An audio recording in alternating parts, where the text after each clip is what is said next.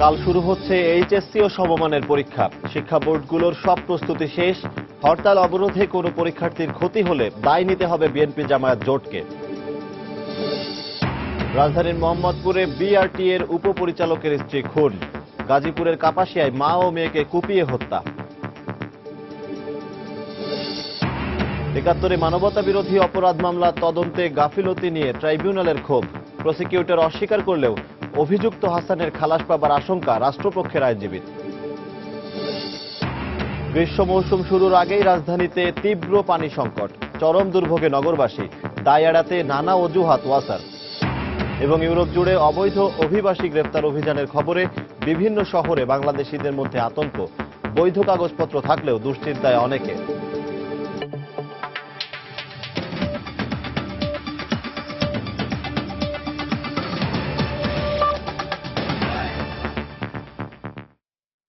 সময় সংবাদের সঙ্গে আছি আমি সজল দাস। রাজনৈতিক অস্থিরতার মধ্যেই কাল সারা দেশে একযোগে শুরু হচ্ছে এইচএসসি ও সমমানের পরীক্ষা। এরই মধ্যে সব প্রস্তুতি শেষ করেছে শিক্ষা বোর্ডগুলো। পরীক্ষার প্রয়োজনীয় সরঞ্জাম কেন্দ্রে কেন্দ্রে পৌঁছে দেওয়া হয়েছে। এবার পরীক্ষায় অংশ নিচ্ছেন 10,73,884 জন পরীক্ষার্থী। নেওয়া হয়েছে পর্যাপ্ত নিরাপত্তা ব্যবস্থা। ব্যুরো রিপোর্টার এবং জেলা প্রতিনিধিদের পাঠানো তথ্য ও ছবি নিয়ে ডেস্ক রিপোর্ট। চট্টগ্রাম শিক্ষা বোর্ডে এবছর এইচএসসি পরীক্ষায় 92টি কেন্দ্রে অংশ নেবে ৮০,৬৫৯ জন শিক্ষার্থী। পরীক্ষার সব ধরনের প্রস্তুতি ইতিমধ্যেই শেষ হয়েছে। পরীক্ষা উপলক্ষে গঠন করা হয়েছে 50টি ভিজিল্যান্স টিম। এক কথায় বলা যায় আমরা চূড়ান্তভাবে প্রস্তুত। আমরা যে কোনো পরিস্থিতিতেই আমাদের এবার এসএসসি পরীক্ষা আমরা নেব। রাজশাহী বোর্ডে 698টি শিক্ষা প্রতিষ্ঠানের 1,07,090 জন পরীক্ষার্থী এবছর এইচএসসি ও সমমানের পরীক্ষায় অংশ নেবে। পরীক্ষার জন্য মোট কেন্দ্র 185টি। পরীক্ষা চলাকালীন অবস্থায় 150টি ভিজিল্যান্স ও 7টি ঝটিকা দল নিরাপত্তা রক্ষায় কাজ করবে। সিলেট বিভাগের 4টি জেলার 75টি কেন্দ্রে পৌঁছে গেছে পরীক্ষা সামগ্রী। পাশাপাশি প্রয়োজনীয় নিরাপত্তা ব্যবস্থা গ্রহণ করা হয়েছে প্রতিটি কেন্দ্রে। এবছর বোর্ডে এইচএসসি ও সমমানের পরীক্ষায় 58,063 জন পরীক্ষার্থী রয়েছে। বিজিবিএস থেকে প্রশ্নগুলো ছাপা করে প্রশ্ন ট্রাঙ্কজাত করে সেন্টারে প্রশ্ন ট্রেজারিতে পৌঁছে দিছি। ইতিমধ্যে ট্রেজারি থেকে প্রশ্ন সেন্টারে চলে গেছে। বরিশালে 301টি শিক্ষা প্রতিষ্ঠানে 56,600 পরীক্ষার্থীর জন্য মোট 109টি কেন্দ্র এখন পুরোপুরি প্রস্তুত। যে কোনো রকম অপ্রীতিকর ঘটনা এড়াতে প্রতিটি কেন্দ্রের 200 গজের মধ্যে জারি করা হয়েছে 144 ধারা। ইউনিফর্মধারী পুলিশের পাশাপাশি সাদা পোশাকে পুলিশ থাকবে। নিশ্চিন্ত মনে যাতে পরীক্ষা হলে আসতে পারে এবং বাড়িতে যাতে ফিরে যেতে পারে, এই জন্য রাস্তায় আমাদের নিরাপত্তা ব্যবস্থা থাকবে। দিনাজপুর শিক্ষা বোর্ডের অধীনে পরীক্ষায় 8টি জেলার 887টি শিক্ষা প্রতিষ্ঠানের 90,381 জন পরীক্ষার্থী অংশ নেবে। আর এর জন্য কেন্দ্র রয়েছে 182টি। এই হরতাল অবরোধের মধ্যে এসএসসি পরীক্ষা অনেকটা বাধাগ্রস্ত হয়েছে। যদি এমনই ভাবে আমাদের এইচএসসিটা বাধাগ্রস্ত হয় তাহলে এটা তো আমাদের অনেক ইম্পর্টেন্ট একটা পরীক্ষা আমাদের লাইফের। আমাদের ফিউচারটাই অনিশ্চয়তার মধ্যে চলে আসবে। যশোর বোর্ডের কেন্দ্রগুলোতে প্রায় এক সপ্তাহ আগেই পৌঁছে গেছে পরীক্ষার উপকরণ। এই বোর্ডে এবছর 212টি কেন্দ্রে পরীক্ষা অনুষ্ঠিত হবে। আর মোট পরীক্ষার্থী 1,16,905 জন। পরীক্ষা অনুষ্ঠানের জন্য যত প্রস্তুতিমূলক যত কাজ আছে ইতিমধ্যে আমরা শেষ করেছি। এদিকে কুমিল্লা বোর্ডের অধীনে 6টি জেলার 175টি পরীক্ষা কেন্দ্রে পৌঁছে গেছে প্রয়োজনীয় সরঞ্জাম। বোর্ডে এবার 1,09,74 জন পরীক্ষার্থী অংশ নেবে। সাবিহানিপা, সময় সংবাদ। এদিকে পরীক্ষা চলাকালে কোনো সহিংস রাজনৈতিক কর্মসূচির কারণে পরীক্ষার্থীদের সামান্যতম ক্ষতি হলে বিএনপি জামায়াতকেই তার দায় নিতে হবে বলে হুঁশিয়ারি উচ্চারণ করেছেন শিক্ষামন্ত্রী নুরুল ইসলাম নাহিদ। দুপুরে শিক্ষা মন্ত্রণালয়ে সাংবাদিকদের সাথে আলাপকালে তিনি একথা বলেন। মন্ত্রী বলেন, 20 দলের ডাকা হরতাল অবরোধ অকার্যকর হয় পরীক্ষার সময়সূচিতে কোনো পরিবর্তন আনা হবে না এবং নির্ধারিত সময়সূচি অনুসারেই সব পরীক্ষা অনুষ্ঠিত হবে। কোনো হরতালও হয় না, কোনো অবরোধও হয় না এবং হরতাল অবরোধ এইগুলার নাম ধারণ করে কিছু লোককে হত্যা করা ছাড়া এই হরতাল আহ্বানকারীদের আর কোনো কাজ নাই। নির্ধারিত রুটিন অনুসারে বুধবার থেকে পরীক্ষা শুরু হবে, এই রুটিন অনুসরণ করা হবে। নিরাপত্তার জন্য পরীক্ষা দিতে পারে, এই জন্য আমরা বাড়তি আইন শৃঙ্খলার সুযোগ আমরা গ্রহণ করছি। রাজনৈতিক, সামাজিক সংগঠন, সাংস্কৃতিক সবার প্রতি সবাই যেন সহযোগিতা করেন। তারা আমাদের শিক্ষার্থী, আমরা আমাদের জান প্রাণ দিয়ে তাদের সব রকমের সহযোগিতা দিয়ে যাব। আর আমরা আশা করব যে কেউ তাদের পথে কোথাও বাধা সৃষ্টি করবেন না।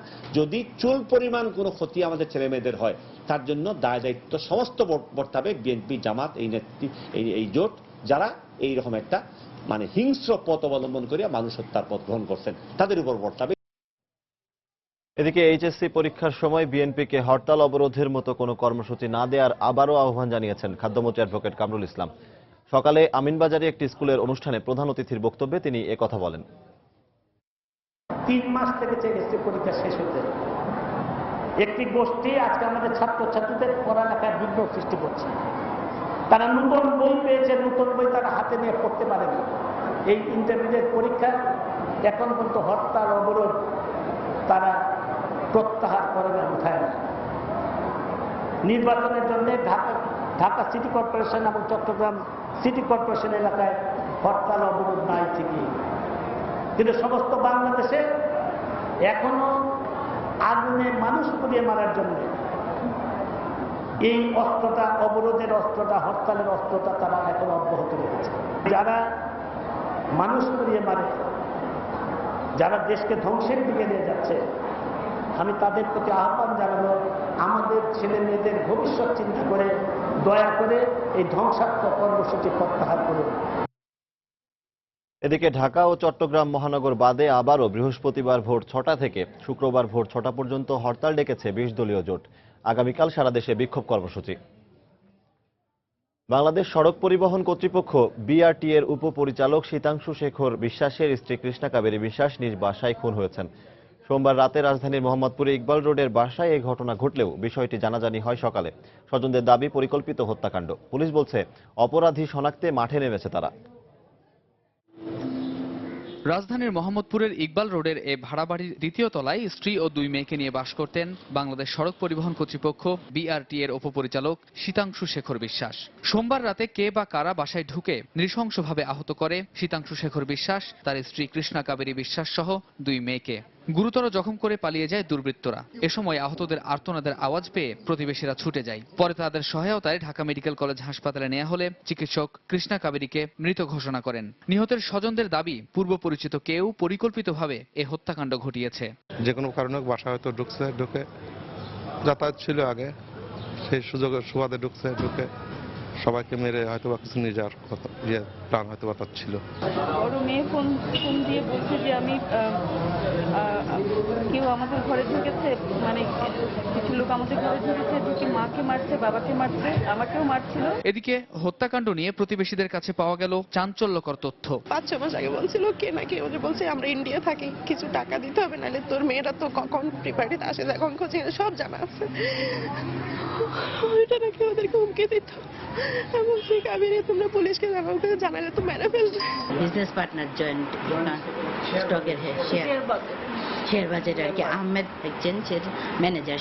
সে কেক নিয়ে আসছে, একটা কালো ব্যাগ নিয়ে আসছে, আর এসে মানে 6টা গ্লাস ছিল, 6টা গ্লাসের ড্রিঙ্কস ছিল, আর এটাতে পয়জন ছিল কেকটাতে। অন্যদিকে এরই মধ্যে একজন অপরাধীর নাম পুলিশের হাতে এসেছে। এছাড়া হত্যার কারণ ও বাকি অপরাধীদেরও দ্রুতই আইনের আওতায় আনা হবে বলে জানালেন এই কর্মকর্তা। হাতুড়ি দিয়ে সে মাথায় আঘাত করেছে এবং একটি মাত্র হাতুড়ি এই কাজে ব্যবহৃত হয়েছে।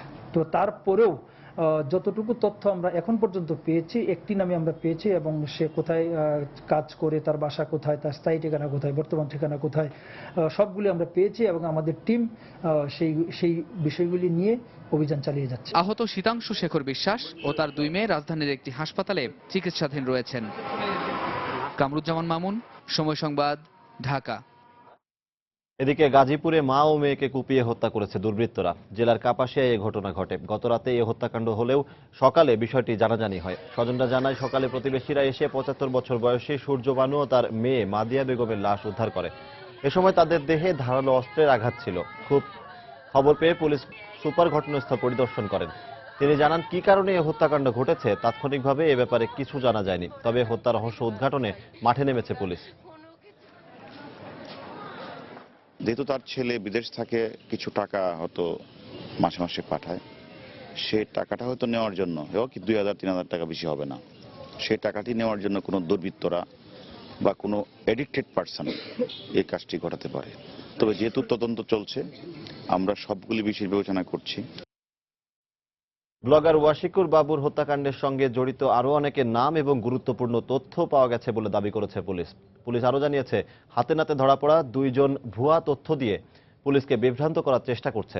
এমনকি ধরা পড়ার পরপরই দুইজনই নিজেদের যে মাদ্রাসার ছাত্র বলে দাবি করে খোঁজ নিয়ে তার সত্যতা পাওয়া পায়নি পুলিশ।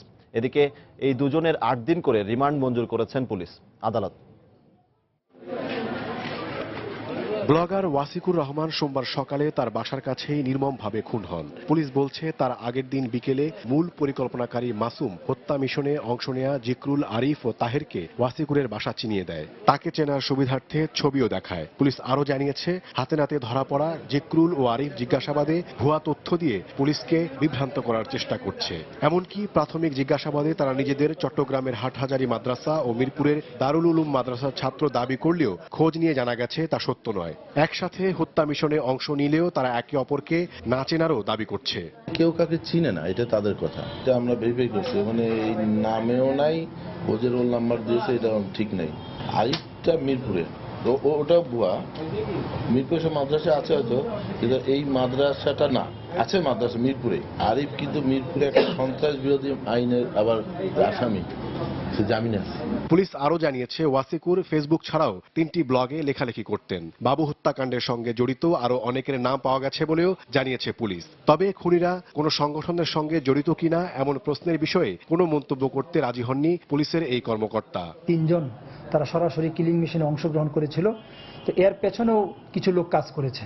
তো সেই নামগুলিও আমরা পেয়েছি, সেগুলি আমরা যাচাই বাছাই করছি। সেগুলি আসলে সত্যিকারের নাম নাকি ছদ্ম নাম, সেগুলি আমরা যাচাই বাছাই করে দেখছি। 3টা ব্লগে সে লেখালেখি করতো, প্লাস সে একজন অনলাইন অ্যাক্টিভিস্ট হিসেবে সে ফেসবুকেও সে লেখালেখি করতো, স্ট্যাটাস দিত। হত্যাকাণ্ডের ধরন দেখলেই বোঝা যায় যে এটা কোনো তাৎক্ষণিক হত্যাকাণ্ড নয়, কাজে এটা একটি পরিকল্পিত হত্যাকাণ্ড। তবে মতাদর্শগত বিরোধের জেরেই যে ওয়াসিকুর খুন হয়েছেন সে বিষয়ে নিশ্চিত পুলিশ। বিভিন্ন ধরনের নাম। ওমর ফারুক, সময় সংবাদ, ঢাকা।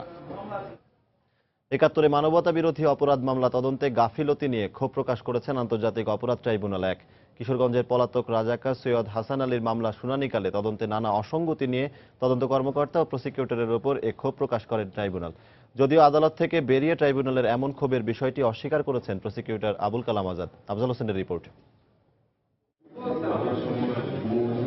৭১ মহান মুক্তিযুদ্ধের সময় কিশোরগঞ্জের তাড়াইল এলাকায় 24 জনকে হত্যা, 12 জনকে নির্যাতন এবং শতাধিক বাড়িঘরে অগ্নিসংযোগ ও লুণ্ঠনের অভিযোগে ট্রাইব্যুনালে বিচার চলছে রাজাকার সৈয়দ হাসান আলীর। 72 সালের দালাল আইনেও তার বিরুদ্ধে মামলা রয়েছে। পলাতক এই রাজাকারের বিরুদ্ধে 1 বছরেরও বেশি সময় ধরে তদন্ত করেছেন তদন্ত কর্মকর্তা হরি দেবনাথ। মঙ্গলবার আসামিপক্ষের জেরার মুখে উঠে আসে তদন্তের নানা অসঙ্গতির বিষয়টি। এ বিষয়ে আদালত মামলায় নিয়োজিত প্রসিকিউটরকে জিজ্ঞাসা করলেও কোনো সদুত্তর মেলেনি। যদিও আদালত থেকে বেরিয়ে তিনি জানান সুষ্ঠুভাবে তদন্ত হয়েছে। আমাদের তো কোনো ক্ষোভ ছিল না। তদন্ত সঠিকভাবে হয়েছে, যেভাবে হওয়ার কথা সেভাবে হয়েছে এবং সেভাবে করেছে। রাজাকার হাসান আলীর পক্ষে রাষ্ট্রনিয়োজিত আইনজীবী মনে করেন তদন্তের এমন অসঙ্গতির কারণেই তার মক্কেল খালাস পাবেন। সৈয়দ মোহাম্মদ হাসানের ছাড়াও অন্যান্য মানুষের বিরুদ্ধে, অন্যান্য রাজাকারদের বিরুদ্ধে নাম উঠে এসেছে এবং তাদের বিরুদ্ধে কি ব্যবস্থা নেওয়া যায় এবং তাদের বিরুদ্ধে যে ব্যবস্থা নেওয়া হয়নি কেন এবং তাদের ব্যবস্থা কিভাবে নেওয়া যেতে পারে এই মর্মে জিজ্ঞাসাবাদ করেছে। পরে মামলাটির সাক্ষ্য গ্রহণ সমাপ্ত ঘোষণা করে আগামী 15 এপ্রিল যুক্তিতর্ক উপস্থাপনের দিন ধার্য করেন ট্রাইব্যুনাল 1। আফজার হোসেন, সময় সংবাদ, ঢাকা। সময় সংবাদ আরো থাকছে। ডিসিসি নির্বাচনে সম্ভাব্য প্রার্থীদের মনোনয়নপত্র যাচাই বাছাই বুধ ও বৃহস্পতিবার। যারা জমা দিতে পারেননি তাদের আর প্রার্থিতার সুযোগ নেই। এবং সময় সংবাদে প্রচারের 24 ঘন্টার মধ্যেই বসতভিটায় ফেরত আনা হলো অত্যাচার নির্যাতনে বাড়ি ছাড়া বরগুনার 14টি হিন্দু পরিবারকে।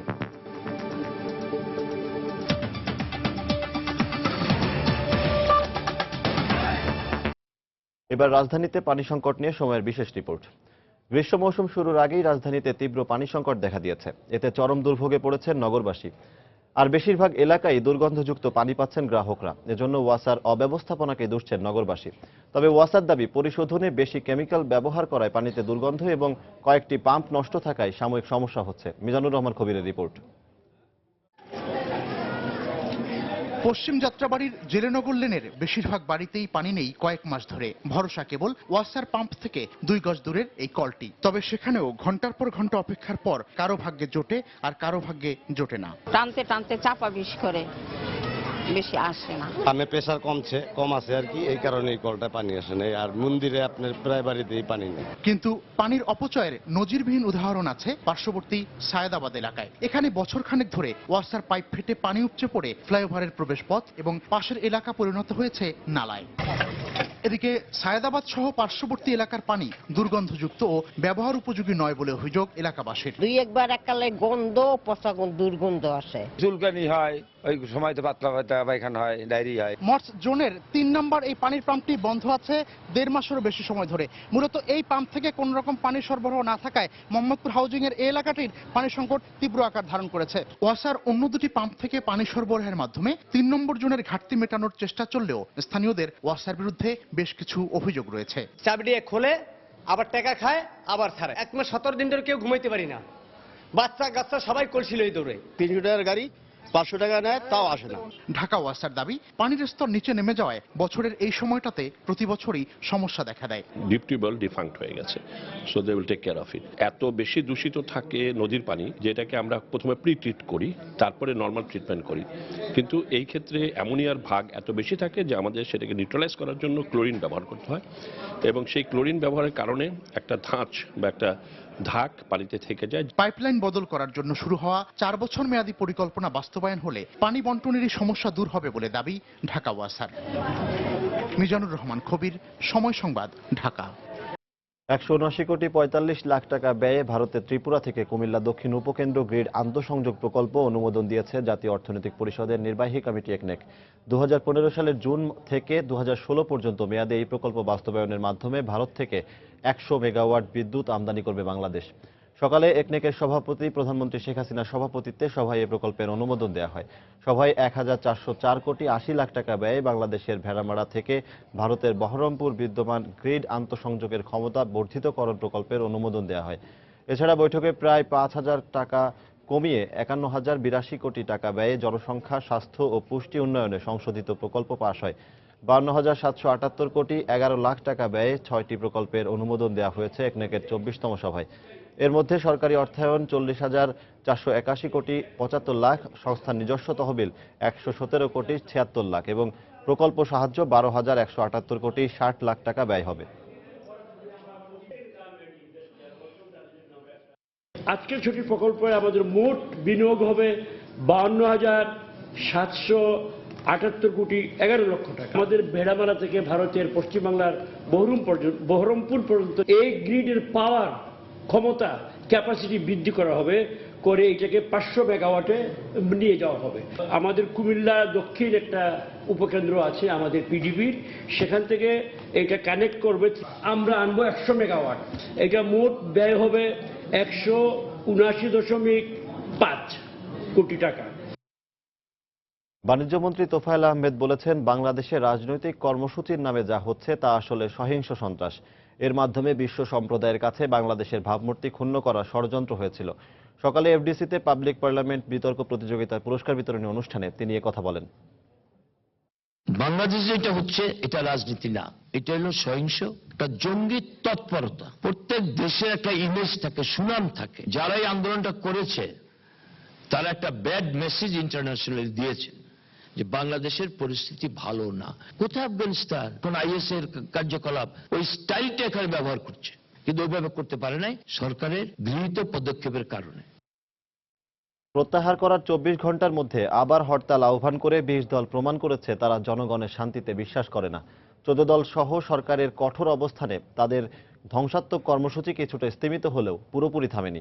দুপুরে ধানমন্ডিতে আওয়ামী লীগ সভানেত্রীর কার্যালয়ে 14 দলের এক সমন্বয় সভা শেষে দলের মুখপাত্র মোহাম্মদ নাসিম এমন মন্তব্য করেন। বিএনপি আমার একটি দল, যার রাজনীতি হল ডবল স্ট্যান্ডার্ড। যে দলটি একদিন ঘোষণা করলো যে তারা হরতাল প্রত্যাহার করে নিল, তার একদিন না যেতেই ঢাকা চট্টগ্রামকে বাদ দিয়ে তারা আবার হরতালের কর্মসূচি ঘোষণা করেছে। দুপুরে করে হরতাল অবরোধ কোথাও নাই, পরক্ষণই সন্ধ্যায় আবার প্রেস লিস্ট দেয়। যদিও প্রেস লিস্ট হচ্ছে গায়েবী প্রেস লিস্ট, ব্যক্তিকে দেখা যায় না, কিন্তু ব্যক্তির বক্তব্য শোনা যায় যে অবরোধ এখনো আছে। ডিসিসি নির্বাচনের জন্য যারা মনোনয়নপত্র জমা দিতে পারেননি তাদের আর প্রার্থিতার সুযোগ থাকছে না। নির্দিষ্ট সময়ের মধ্যে মনোনয়নপত্র জমা দিতে ব্যর্থদের প্রসঙ্গে একথা জানিয়েছেন নির্বাচন কমিশনার মোহাম্মদ শাহনেওয়াজ। এদিকে আগামী বুধ ও বৃহস্পতিবার সম্ভাব্য প্রার্থীদের মনোনয়নপত্র যাচাই বাছাই শুরু হবে বলে জানিয়েছেন রিটার্নিং কর্মকর্তারা।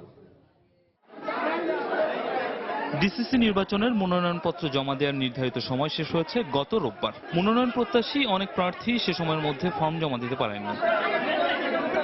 তাদেরই একটি অংশ মঙ্গলবার নির্বাচন কমিশনে দেখা করেন কমিশনারদের সাথে। অনেকেরই অভিযোগ নির্দিষ্ট সময়ের আগে পৌঁছানোর পরও জমা দিতে পারেননি মনোনয়ন ফর্ম।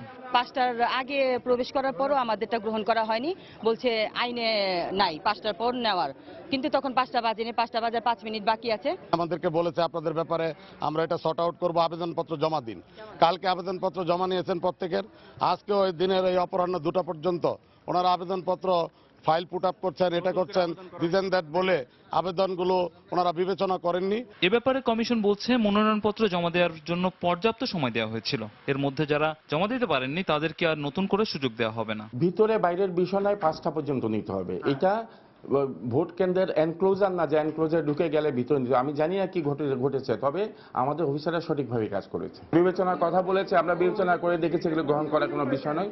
এদিকে আগামী 1 ও 2রা এপ্রিল মনোনয়ন ফর্ম যাচাই বাছাইয়ের নির্ধারিত দিন। এজন্য বুধবার সকালে মেয়র প্রার্থীদের ডাকা হয়েছে রিটার্নিং কর্মকর্তার কার্যালয়ে। বাছাইয়ের সময় প্রার্থী, তার প্রস্তাবকারী, সমর্থনকারী এবং প্রার্থী কর্তৃক নিযুক্ত কোনো প্রতিনিধি উপস্থিত থাকতে পারবেন। আগামীকাল মেয়র পদের এবং অন্যান্য কয়েকটি পদের মনোনয়নপত্র বাছাই করব এবং বাকিগুলি পরদিন বাছাই করব, শিডিউল নির্ধারণ করা আছে। যাচাই বাছাই শেষে যারা বৈধ প্রার্থী হিসেবে বিবেচিত হবেন না তাদের জন্য পরবর্তী 3 দিন আপিলের সুযোগ থাকবে। রামিম হাসান, সময় সংবাদ, ঢাকা।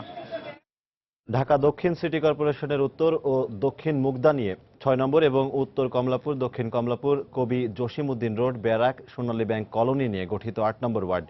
এসব এলাকাবাসীর অভিযোগ নানা সমস্যার কারণে উন্নয়ন থমকে আছে এই 2 ওয়ার্ডে। এদিকে নির্বাচনে জয়ী হলে সমস্যা সমাধানে কাজ করার প্রতিশ্রুতি সম্ভাব্য প্রার্থীদের। ফখরুল শাহিনের রিপোর্ট। মুগদাবাসীর পানির জন্য দীর্ঘক্ষণ অপেক্ষা করার এই দৃশ্য প্রায় প্রতিদিনের। এই ওয়ার্ডে এই একটি মাত্র পানির পাম্প থেকে মেলে বিশুদ্ধ পানি, তাই পানির কষ্ট এখানকার বাসিন্দাদের নিত্য সঙ্গী। এছাড়াও বিদ্যুৎ ও গ্যাসের সংকট, অপ্রশস্ত রাস্তাঘাট এবং অল্প বৃষ্টিতেই জলাবদ্ধতা এই ওয়ার্ডের প্রধান সমস্যা বলে জানালেন এলাকাবাসী। কারেন্ট নেই, তো মোটামুটি 3 ঘন্টার মতো আমি এখানে দাঁড়িয়ে আছি এই পানি নেওয়ার জন্য। কারেন্টের সমস্যা, গ্যাসের সমস্যা, পানির সমস্যা, রাস্তাঘাট, এগুলোর সমস্যা, এগুলো তাদের কাছে আমরা চাওয়া পাওয়ার আছে। 6 নম্বর ওয়ার্ডের পাশেই রয়েছে 8 নম্বর ওয়ার্ড। এই ওয়ার্ডে সবচেয়ে বড় সমস্যা দীর্ঘদিন ধরে রাস্তার মোড়ে পড়ে থাকা ময়লা ভর্তি ডাস্টবিন, যার ফলে নানা রোগব্যাধিও হচ্ছে এলাকাবাসীর। এই ডাস্টবিনটার কারণে এখানে খুব অসুবিধা হইতেছে। পানি, বিদ্যুৎ এগুলি যাতে ভালো থাকে।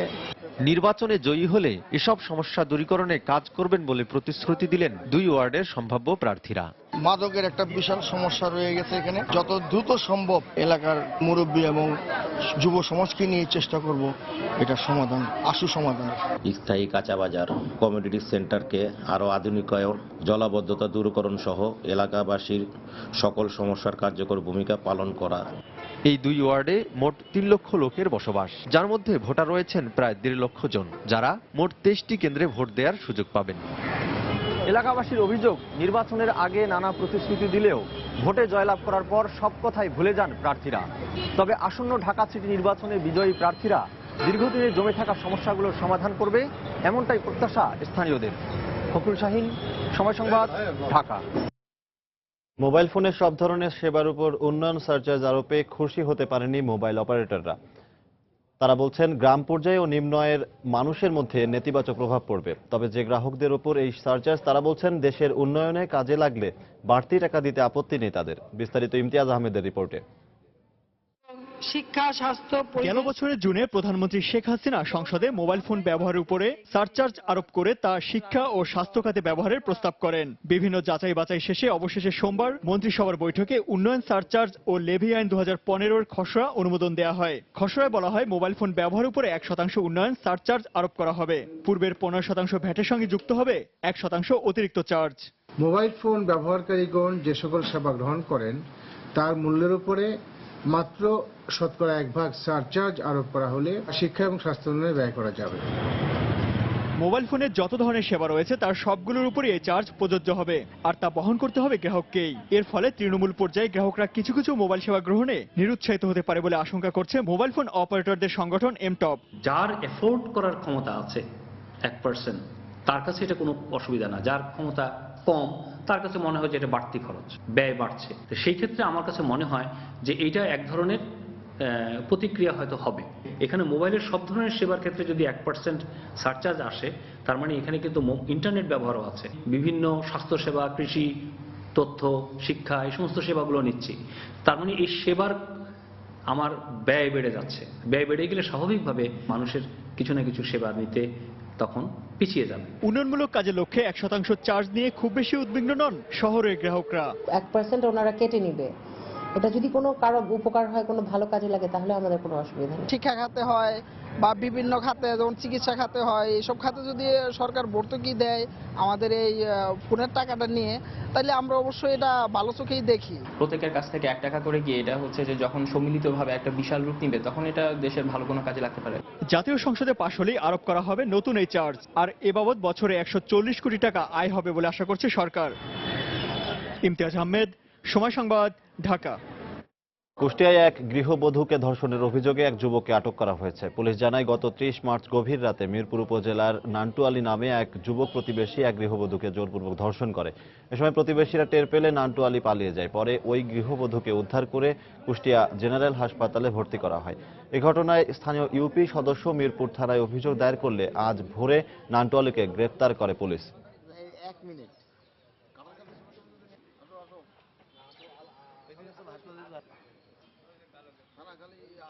স্থানীয় লোকজন যখন টের পায় তাকে উদ্ধার করে হাসপাতালে ভর্তি করে, এবং এই ধর্ষণের সাথে জড়িত ওই নান্টু নামে যে ছেলেটা, সেও পালিয়ে থাকার চেষ্টা করে। পরে আমরা কৌশলে তাকে গ্রেপ্তার করি। একজনই তাকে ধর্ষণ করেছে এবং সে এখন হাসপাতালে গুরুতর জখম অবস্থায় চিকিৎসাধীন আছে। সময় টেলিভিশনের সংবাদ প্রচারে 24 ঘন্টার মধ্যে বরগুনায় অত্যাচার সইতে না পেরে বাপদাদার ভিটে ছেড়ে চলে যাওয়া 14টি হিন্দু পরিবারের পুনর্বাসনের ব্যবস্থা করেছে জেলা প্রশাসন।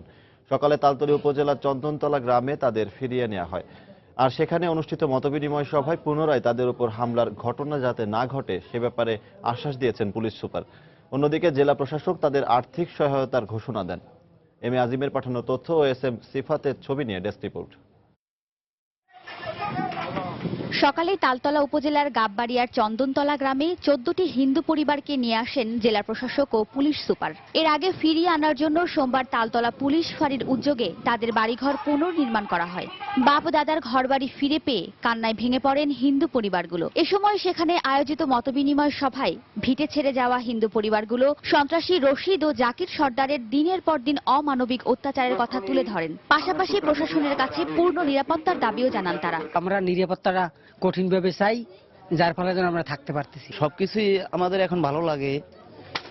জেলা প্রশাসক মহোদয় আসছে, তারা আমাদের আশ্বাস দিচ্ছে, কিন্তু মনে তো ভরসা পাইতেছে না। ভিটে বাড়ি ছাড়াই ছিল, এখন দেখেছি আসছে, এখানে ঘর তৈরি হয়েছে, খুবই একটা ভালো লাগছে। এই অবস্থায় হিন্দু পরিবারের নিরাপত্তায় ওই এলাকায় পুলিশ ফাঁড়ি স্থাপনের আশ্বাস দেন পুলিশ সুপার। আমরা বিভিন্ন সময় খোঁজ রাখবো, সবাই সবার দায়িত্ব পালন করবো, আমি এই আশা ব্যক্ত করছি। আর পুলিশের যে আপনারা বলেছেন ক্যাম্প ট্যাম্প কত কিছু, সবকিছুই আমার নলেজ যখন আসছে আপনার সবকিছু পাবেন। দেখবেন হয়তো আমি অন্য ড্রেসে ঘুরতে ঘুরতে এই এলাকায় ঘুরছি আপনার এলাকায়। অন্যদিকে জেলা প্রশাসক পরিবারগুলোকে আর্থিক সহায়তার আশ্বাস দেন। প্রত্যেকটা পরিবারকে এই ঘর পুনর্বাসনের জন্য 2 বান্ডিল করে টিন দেওয়ার একদম নিয়ে আসা হয়েছে, তাই তো? এখানেই আছে। এবং এই পরিবার যে যদি কোনো অন্তত 20 দিনের মতো সংস্থান দিয়েছি, আমরা প্রত্যেকটা পরিবারকে 6000 টাকা করে এখন দিয়ে দিই। সন্ত্রাসী রশিদের নির্যাতনের মুখে 2013 ও 2014 সালের বিভিন্ন সময়ে 5টি হিন্দু পরিবার গ্রাম ছেড়ে বরগুনা শহরে চলে যায়। সবশেষ এবছরের 13 থেকে 18 মার্চ ওই গ্রামের আরো 9টি পরিবার ভিটে মাটি ছেড়ে চলে যায়। সময় সংবাদ, বরগুনা। রাষ্ট্রপক্ষ বারবার সাক্ষী হাজির করতে ব্যর্থ হয় চট্টগ্রামের বহুল আলোচিত লালখান বাজার মাদ্রাসায় গ্রেনেড বিস্ফোরণ মামলার ভবিষ্যৎ অনিশ্চিত হয়ে পড়েছে। মামলার বিচার শুরু হলেও সাক্ষ্য গ্রহণ পর্যায়ে এসে স্থবির হয়ে পড়েছে কার্যক্রম। আদালত থেকে 18 বার সমন জারি করা হলেও কোনো সাক্ষী উপস্থাপন করা যায়নি। অথচ চাঞ্চল্যকর মামলা হিসেবে দ্রুত নিষ্পত্তির জন্য মামলাটি বিভাগীয় দ্রুত বিচার ট্রাইব্যুনালে পাঠানো হয়েছিল। বিস্তারিত জানাচ্ছেন কমল দে। আলোড়ন সৃষ্টিকারী এই মামলায় আসামি হিসেবে রয়েছেন হেফাজতে ইসলামের নায়েবে আমির মুফতি ইজাহারুল ইসলাম এবং তার ছেলে সাহিত্য ও প্রশিক্ষণ বিষয়ক সম্পাদক মুফতি হারুন সহ 9 জন। চট্টগ্রামের প্রথম অতিরিক্ত মহানগর দায়রা জজ আদালতে গত বছরের 6 জুন 9 আসামির বিরুদ্ধে চার্জ গঠনের পর মামলাটি দ্রুত নিষ্পত্তির সিদ্ধান্ত নেয় সরকার। সেই অনুযায়ী মামলার নথি বিভাগীয় দ্রুত বিচার ট্রাইব্যুনালে প্রেরণ করা হলো। সাক্ষী না আসায় মামলার কার্যক্রম স্থবির হয়ে পড়েছে। এ পর্যন্ত 18টা ডেট চলে গিয়েছে, কোনো সাক্ষী এ পর্যন্ত আসে নাই এবং এইভাবে সাক্ষী না আসার কারণে মামলাটার ভবিষ্যৎ নিয়ে আমি ব্যক্তিগতভাবে শঙ্কিত। সরকার এ পর্যন্ত কোনো সাক্ষী হাজির করতে পারে নাই। আমি মনে করি এটা সম্পূর্ণ একটা মিথ্যা বানোয়াট মামলা। আমার মক্কেল ন্যায় বিচার থেকে বঞ্চিত হচ্ছে। এক্ষেত্রে রাষ্ট্রপক্ষে নিয়োজিত কৌশলীর অভিযোগ, বারবার নোটিশ দেওয়া হলো, পুলিশ সাক্ষী আনতে গড়িমসি করছে। একই সাথে সাক্ষী না আসায় বেনিফিট অফ ডাউটের সুযোগ দিচ্ছে আসামি পক্ষ। কারণ 135 কার্য দিবসের মধ্যে মামলা নিষ্পত্তি না হলে আইন অনুযায়ী মামলাটি আগের আদালতে ফিরে যাবে। এখান থেকে প্রসেস যাওয়ার পরেও সাক্ষী হাজির করার জন্য সংশ্লিষ্ট থানা কর্তৃপক্ষ ব্যবস্থা নেন, তারা প্রয়োজনীয় ব্যবস্থা গ্রহণ করে নাই। তারা যদি আদালতে হাজির না হন, সাক্ষ্য আইনের 114 গ ধারা অনুযায়ী আদালত ধরে নেবেন যে সাক্ষী আসলে সরকার পক্ষের মামলা সমর্থন করত না। সিএমপি কমিশনার জানান, চাঞ্চল্যকর এই মামলা সাক্ষী হাজির করাতে পুলিশের পক্ষ থেকে দ্রুত ব্যবস্থা নেওয়া হচ্ছে। যেখানে সাক্ষী আনতে দেরি হচ্ছে, আমরা অবশ্যই আমাদের কাছে যদি সেই নোটিশগুলো আসে আমরা সঠিক সময়ে পৌঁছাবো এবং সাক্ষীগুলো হাজির করার চেষ্টা করব। 2013 সালের 7 অক্টোবর দুপুরে হেফাজত নিয়ন্ত্রিত লালখান বাজার মাদ্রাসায় ভয়াবহ গ্রেনেড বিস্ফোরণে 3 জন নিহত এবং 5 জন আহত হয়। এই ঘটনায় পুলিশের পক্ষ থেকে বিস্ফোরক আইনে এই মামলাটি দায়ের করা হয়। তদন্ত শেষে পুলিশ 2014 সালের 8 ফেব্রুয়ারি মুফতি ইজাহার ও মুফতি হারুন সহ 9 জনকে অভিযুক্ত করে চার্জশিট দেয়। কমল দে, সময় সংবাদ, চট্টগ্রাম। ইউরোপব্যাপী অবৈধ অভিবাসী গ্রেফতার অভিযানের খবরে আতঙ্ক ছড়িয়ে পড়েছে বাংলাদেশে অধ্যুষিত বিভিন্ন শহরে। কাল থেকে শুরু হচ্ছে অ্যাম্বার লাইট নামের এই বিশেষ অভিযান। ইউরোপীয় ইউনিয়ন কাউন্সিলভুক্ত দেশগুলো প্রাথমিকভাবে 2 সপ্তাহের জন্য এই অভিযান পরিচালনার সিদ্ধান্ত নিয়েছে। অবৈধভাবে বসবাসকারীদের গ্রেফতার এবং শাস্তি দেয়াই এই অভিযানের মূল লক্ষ্য। শোয়েব কবিরের পাঠানো তথ্যচিত্র নিয়ে ডেস্ক রিপোর্ট। অবৈধ পথে বিগত বছরগুলোতে হাজার হাজার বাংলাদেশি ব্রিটেন সহ ইউরোপের পার্শ্ববর্তী দেশগুলোতে পাড়ি জমিয়েছে। বৈধতা পাওয়ার আশায় রাজনৈতিক আশ্রয় প্রার্থী হওয়ার পাশাপাশি বিভিন্ন উপায় অবলম্বন করেও কাজ হয়নি। বৈধতা দূরে থাক, নানা সমস্যায় জর্জরিত হয়ে তারা পার করছেন এক একটি দিন। এখানে পার্সেন্টেজ গড়ে 5 থেকে 2% লোক বৈধ হতে পারছে, আর বাকি বাইরে অনেক সমস্যা জর্জরিত থাকেন। আমরাও তাদের মধ্যে জর্জরিতদের মধ্যে আমরাও আছি। অ্যাম্বার লাইট অভিযানে অংশ নেয়া সদস্য দেশগুলোকে মেয়াদোত্তীর্ণ ভিসা নিয়ে বসবাসকারীদের গ্রেফতার সহ তাদের সম্পর্কে বিস্তারিত তথ্য সংগ্রহ করতে বলা হয়েছে। 1 এপ্রিল থেকে 14 এপ্রিল পর্যন্ত অভিযান চলাকালে ভীত না হয়ে বাংলাদেশিদেরকে তাদের পাসপোর্ট সহ প্রয়োজনীয় কাগজপত্র সাথে রাখার পরামর্শ দিলেন কমিউনিটিরই অনেকে। আমরা যদি কোনো এখানে ক্রাইম তো না করে থাকি, আমরা কোনো অবৈধ কার্যক্রমের সাথে জড়িত না হয়ে থাকি, তাহলে আমাদের কোনো সমস্যার কারণ হবে বলে আমি মনে করি না। বাঙালি যে ভাই বোনরা আছে যাদের কাগজ নেই, যারা অবৈধভাবে আছেন, তারা সতর্ক থাকবে। তবে ইউরোপীয় ইউনিয়নের নীতিমালা অনুযায়ী ইইউভুক্ত দেশগুলোতে বসবাসকারীদের জোরপূর্বক পার্শ্ববর্তী অন্যান্য দেশে পুশব্যাক করা হবে না বলে জানানো হয় ইইউ এর পক্ষ থেকে। ইউরোপীয় ইউনিয়নের নীতিমালা মেনেই পুরো অভিযানটি পরিচালনা করা হবে। কাউকেই জোরপূর্বক পার্শ্ববর্তী অন্য দেশে ফেরত পাঠানো হবে না। বিমান, নৌ ও স্থলবন্দর সহ ট্রেন, বাস স্টেশন ও মহাসড়কগুলো এই অভিযানের আওতাভুক্ত থাকবে।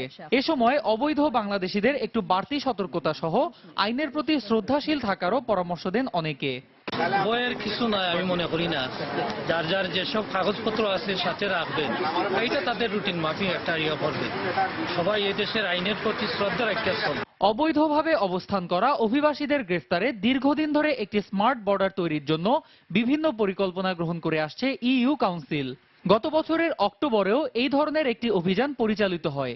সে সময় গ্রেফতার করা হয়েছিল বিপুল সংখ্যক অবৈধ অভিবাসীকে।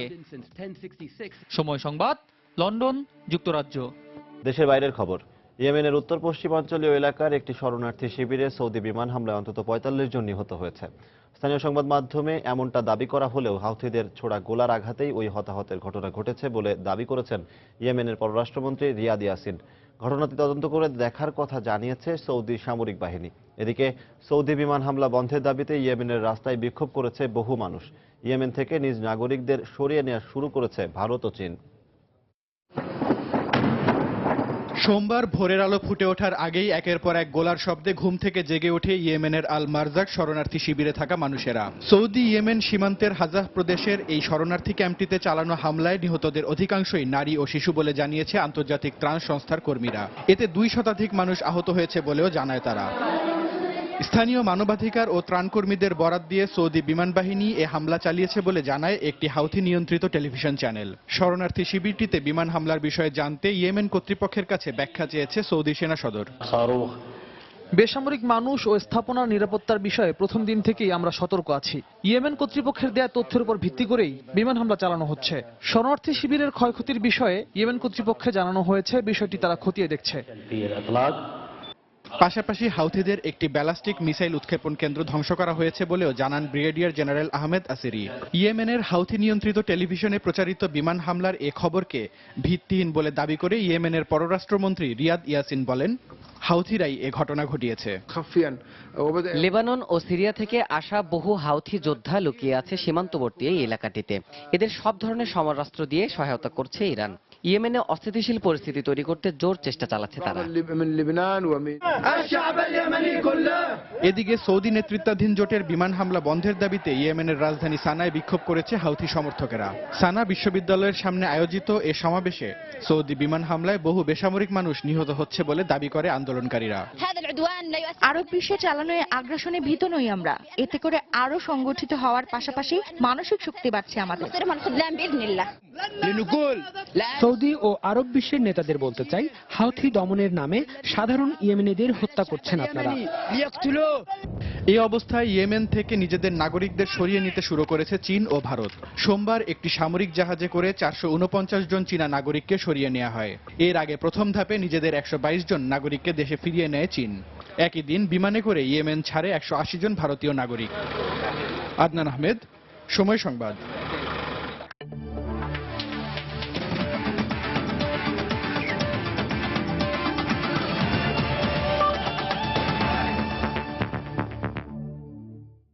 বিশ্বকাপে কোয়ার্টার ফাইনালে বাংলাদেশ ভারত ম্যাচে বাজে আম্পায়ারিং এর ব্যাপারে আইসিসির কাছে আপত্তি জানিয়েছে বাংলাদেশ ক্রিকেট বোর্ড বিসিবি। সময় সংবাদকে এমনটা জানিয়েছেন বোর্ডের প্রধান নির্বাহী নিজামুদ্দিন সুজন।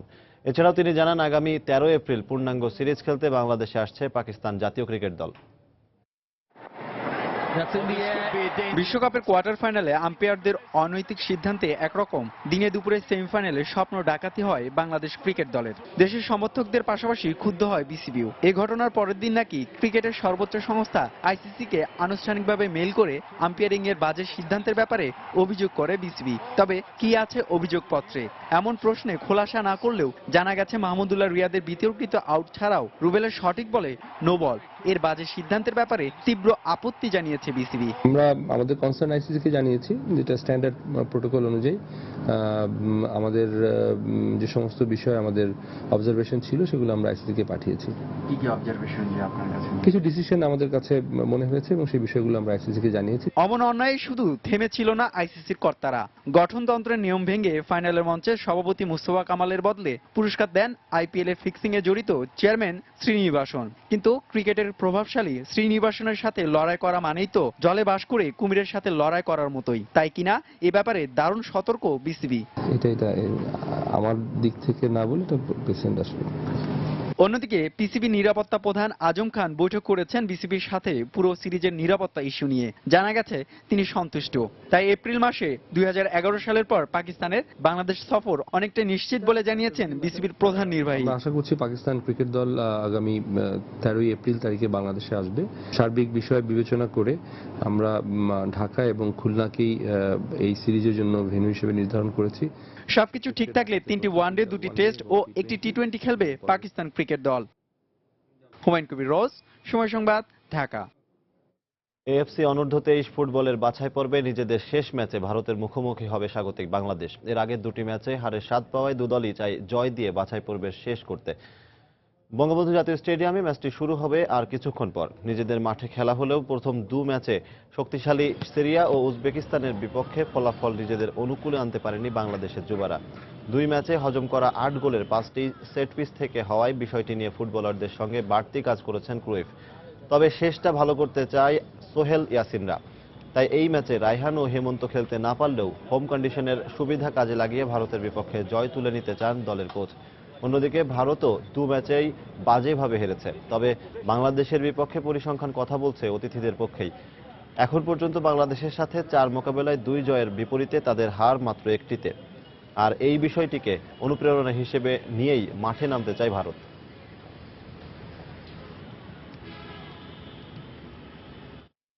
এ পর্যায়ে শীর্ষ সংবাদ জানিয়ে দিচ্ছে আরেকবার। কাল শুরু হচ্ছে এইচএসসি ও সমমানের পরীক্ষা। সব প্রস্তুতি শেষ। হরতাল অবরোধে কোনো পরীক্ষার্থীর ক্ষতি হলে দায় নিতে হবে বিএনপি জামায়াত জোটকে, হুঁশিয়ারি শিক্ষামন্ত্রীর। রাজধানীর মোহাম্মদপুরে বিআরটি এর উপপরিচালকের স্ত্রী খুন। গাজীপুরের কাপাসিয়ায় মা ও মেয়েকে কুপিয়ে হত্যা। ৭১ মানবতা বিরোধী অপরাধ মামলা তদন্তে গাফিলতি নিয়ে ট্রাইব্যুনালের ক্ষোভ। প্রসিকিউটরের অস্বীকার করলেও অভিযুক্ত হাসানের খালাস পাবার আশঙ্কা রাষ্ট্রপক্ষের আইনজীবী। গ্রীষ্ম মৌসুম শুরুর আগেই রাজধানীতে তীব্র পানি সংকট। চরম দুর্ভোগে নগরবাসী, দায় এড়াতে নানা অজুহাত ওয়াসার। এবং ইউরোপ জুড়ে অবৈধ অভিবাসী গ্রেফতার অভিযানের খবরে বিভিন্ন শহরে বাংলাদেশিদের মধ্যে আতঙ্ক। বৈধ কাগজপত্র থাকলেও দুশ্চিন্তায় অনেকে।